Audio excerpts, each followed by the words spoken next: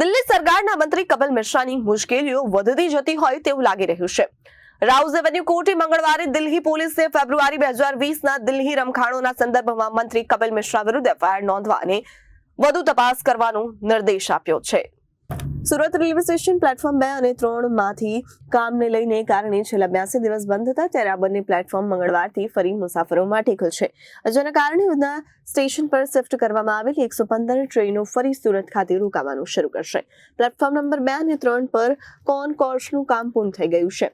પશ્ચિમ રેલવેના મુખ્ય જનસંપર્ક અધિકારી વિનીત અભિષેકના જણાવ્યા અનુસાર સુરત રેલવે સ્ટેશનના પ્લેટફોર્મ નંબર 2 અને 3 પર રીડેવલપમેન્ટ કામગીરીનો બીજો તબક્કો પૂર્ણ થયો છે, જેથી ઉધના સ્ટેશન પર અસ્થાયી રૂપે ખસેડવામાં આવેલ ટ્રેનોમાંથી 115 ટ્રેન અને 1 એપ્રિલથી ફરી સુરતના પ્લેટફોર્મ પર 2 અને 3 પર થોભવાનું શરૂ કરશે।